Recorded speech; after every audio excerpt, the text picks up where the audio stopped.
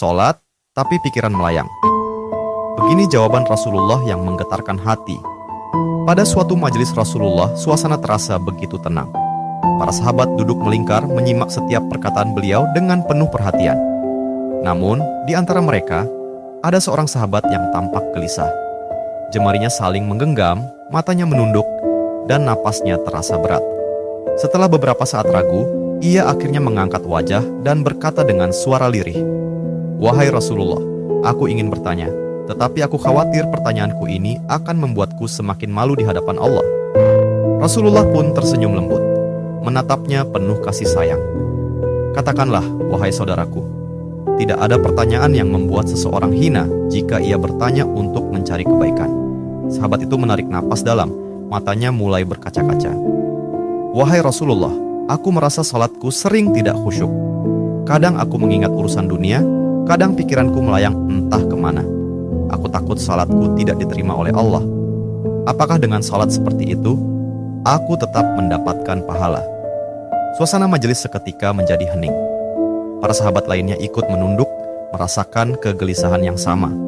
Mereka tahu betapa beratnya pertanyaan itu. Namun, yang terjadi setelahnya benar-benar di luar dugaan. Rasulullah tidak langsung menjawab. Beliau menatap sahabat itu dengan penuh kelembutan.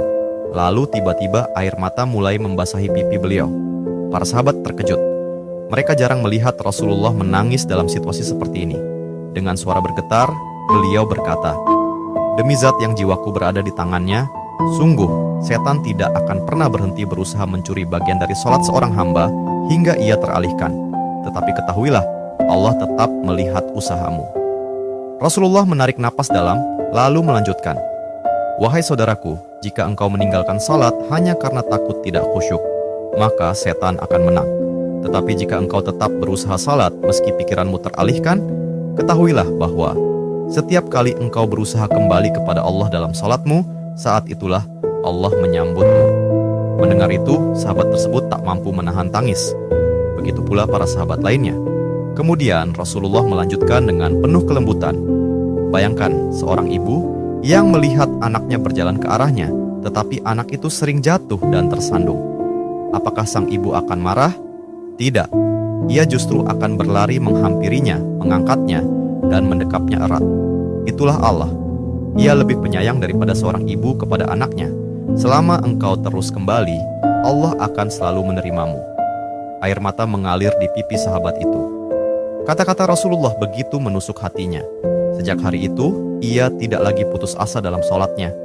Ia tetap berusaha khusyuk, dan setiap kali pikirannya melayang, ia mengingat nasihat Rasulullah.